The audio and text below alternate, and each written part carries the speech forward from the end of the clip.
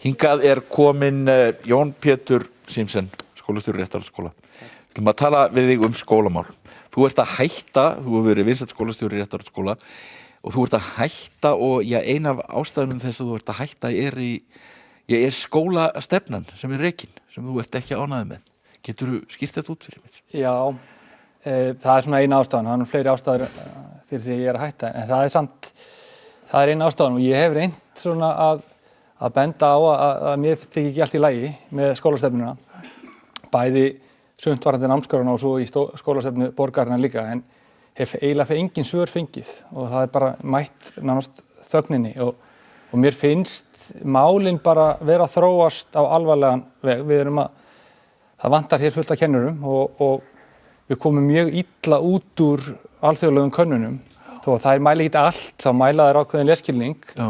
Og þegar við erum með börn, útskrifa börn, rúmlega 20% sem get ekki lesið til gagns, þá það svona bara stór hætta fyrir lýðræðið og við erum í raun ekkert annað heldur en að stefna áfram, sigla áfram sömu leið. Það engin breyting sem hefur orðið á og ekkert fyrirsjáanleg breyting. Þannig að þess vegna hefur mér þótt það ákveðið svona ábyrgðarleysi að reyna ekki að taka eitthvað samtal og reyna að breyta stefnunni. Og það erfitt að fá samtali. Það kannski fjölmiðlamenn sem hafa mest áhuga að tala, það sérstakt.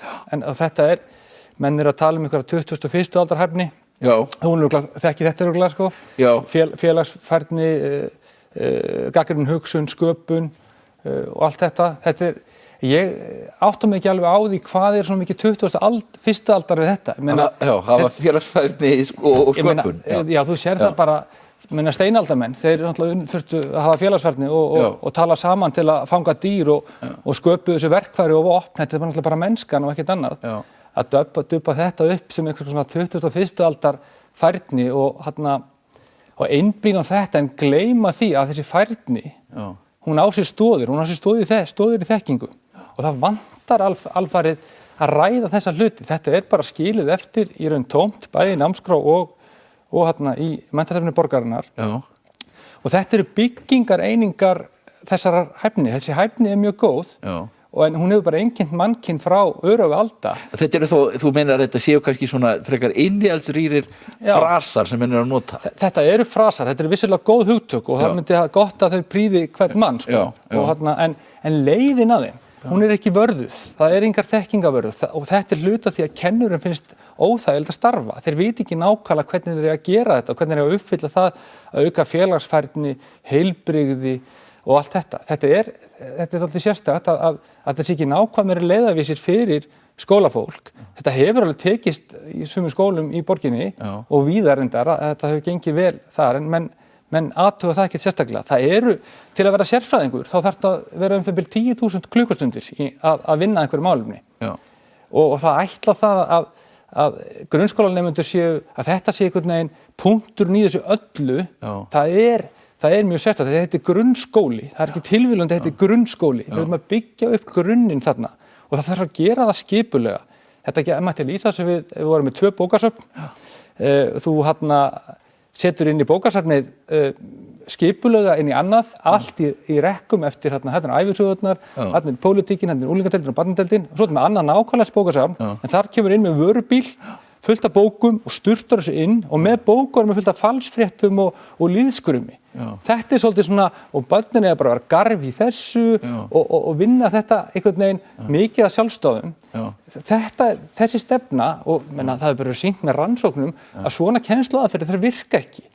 En þetta þetta svona riðið svolítið húsum vegna þess að það búið að stilla þessu svolítið upp sem andstöðu, þessi hæfni og þekking. Menn gerir sér ekki grein fyrir því að þessi hæfni afurð þekkingar. En þú leggur mikla áherslu á það að það vanti að gera meira úr þekkingu í skólastefnu. Já, það vantar það að sé einhverja vörður. Til dæmis í finnsku námskráni, þar eru vörður. Menn alltaf að horfa til Finnlands, útúr horfa með til Finnlands því þeir koma vel út í PISA. Það ekki nein önnur ástæða, svo eru menn líka að horfa til Kanada og það líka vegna þess að koma vel út í PISA. Og núna þessi deild, þessi 21. aldar hæfnideildin, þeir segja það bara opinskátt að skóli ekki ganga út á skrift, lestur og stærðfræði. Nei. Þetta segja þær bara opinskátt og mér finnst það einkennilegt En þetta svona, það verið að kasta þekkingu sem mannfólki hefur safnað saman í árhundruður. Nánast finnst mér stundum á haugana í allavega í orði. Kannski ekki að borði. Það svo sumir skólar að blóta á laun, sko, og sé að kenna svona eitthvað. En þessi stillt svolítið upp sem andstæðum og líka þannig að ef þú ert í talar um þekkingu, þá ertu svolítið eins og pabbinn í Fóstbræðrum, Jón Gnarr með Helga Braga og Sigurjón Hjartarson eru fólkið og þá ertu vondi kallið með skífusíma, að hringja Gráan Eriksson síma, á meðan hitt 21. aldar, þá ertu með iPhone X, flott ung kona með iPhone X. Í hverju liðinu viltu vera? Og þetta svolítið svona, þess vegna fólk óöruggt. Kennarar eru óöruggir vegna þess að skilaboðin svo óskýr. Það ekkert haldreipi.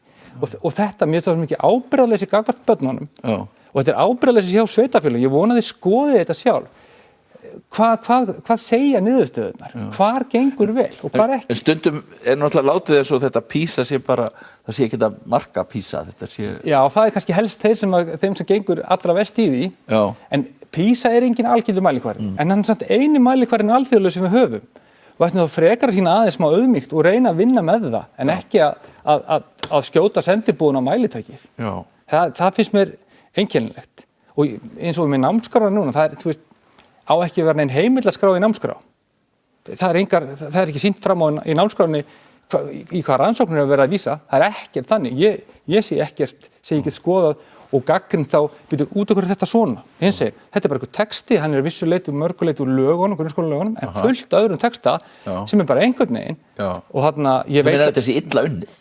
Já, þetta allavega unnið þannig að það erfitt að vinna eftir því. Og ég veit að ég stríki einhverjum öfugt með að segja þetta. En ég fengi alveg mjög mörg samtöl frá kennurum, bæði á framhaldsskólastiginu og grunnskólastiginu sem að þakka mig fyrir að minnast á þetta og háskólaprófessorum, bæði háskólanum í Reykjavík og HÍ og þetta fólk, einhvern veginn, það þorir illa að koma fram að því að þessi rétthugsun í menntapólitíkinni, hún svo sterk, þú vilt vera konar með iPhone X en þú vilt ekki vera Jón Gnarr frussandi yfir tengdasyninu. Þú veist þannig að þetta er bara svona... Rétthugsun segirðu? Já, mér finnst þetta að vera pólitísk rétthugsun, menntarétthugsun og þetta ekki vinsælt. Ég hef alveg fundið það að ég á mér bandamenn en þeir skrifa mér allir í algjörum trúnaði þeir þora ekki að láta það uppi að þeir séu sammála þessu. En núna eftir að ég var aðeins komið svona út úr skápnum með þetta, almennilega, þá fæ ég gríðarlega mikil og sterk viðbrögð og sérstaklega úr háskólasamfélaginu. Það sem finnst tími til komin að þessar raddir heyrist. Það voru nú að tala áðan, dömurnar áðan, falsfréttir og að missa þekkingu út úr ritstjórnum. Þetta þekkingi sem skiptir máli. Og síðan hvað maður beitir henni, það hæfni. En það svona lokatakmark. Hæfnin ekki einhvers konar, það sem ert endalaust að minni, það lokatakmark þegar þú komið með góðan þekkingagrunn, þá getur þú púslað saman þekkingunni, þá verður eitthvað nýtt til. Þetta náttúrulega spurning hvernig þið skilið fólkinu svo áfram úr grunnskólanum í menntaskóla og síðan í háskóla. Já, og bara út í lífið. Þetta skiptir máli að krakkandi geti séð í gegnum falsfréttirnar og liðskrumið. Þess vegna verðum við að gera þetta skipulega, ekki hrúa öll með vörubílinn inn í bókasafnið, heldur hafa þetta skipulega gert og það þarf ekkert að vera leiðilegt að þó sé þannig. Þetta svo í íþróttum og tónlist. Þú lærir ekki symfóníu Beethovens nr. 1 með því að láta krakkan bara byrja á því. Hann þarf að læra fyrst Maja til lítið lamb, læra nóturnar. Það grunnurinn, þetta heitir grunnskóli. Þetta skiptir öllu máli að vera ekki að garfa í einhverju sem menn hafa ekkert valda og upplifa stöðu vonbrigði. En þannig að menn að setja sér eitthvað svona háleit markmið sem í rauninni verða svo bara að einhverju þoku eða hvað? Já, soldið, þetta ekkert allt vont og pælingin ekkert öll vont. Það vantar bara svona þessar þekkingavörður inn í þetta og það vantar líka svona að viðurkenna að það vandi. Það vandi. Þegar við erum með 20% eitthvað sem get ekki lesið þetta í gags, það stór hættulegt. Ég vona bara að alþjóð gerir sér grein fyrir því að sveitarstjórnir þeir leggja áherslu í menntamálum að skoða þetta alvarlega. Ekki hlusta bara eitthvað fagurgala og umbúðir. Þetta hlusta á innihaldi, hvað hefur virkað, skoða rannsóknir. Biðið fólk að gera það, skoðið rannsóknir, hvað hefur virkað. En ekki að taka bara eitthvað frugöldasýningu sem hefur síðan bara búin á miðnætti. En hvernig hefur þetta gengið rétt á? Já, með hvað? Já, með það að koma að kenna börnunum. Að lesa þetta gags, það gengið mjög vel. Já. Afburða vel. Já. Og við erum náttúrulega við búum vel, það er frábært skólasamfélag hjá okkur og kennararnir góðir og þetta skiptir máli, við erum svolítið ramma, þeir vita hvað þeir eru svolítið að gera, þannig að þetta skiptir allt máli og við erum með mikinn stuðning foreldra. Og þið hefur komið vel út í PISA eða hvað? Já, mjög vel. En það við höfum gert það gamla okkar að skoða niðurstöðurnar og þær eru bara frábærar. Ég kann nú ekki við að vera að bera saman eitthvað en þær eru verulega góðar. En þú sem sagt ætlar að kveðja skólann? Já, það er allavega, það er allavega í ár að lágmarki. Já. Takk fyrir að koma í þáttinn, Jón Pétur. Takk fyrir. Þetta er búið hjá mér í dag. Fanny Birna verður með ykkur að viku liðinni. Takk fyrir að horfa.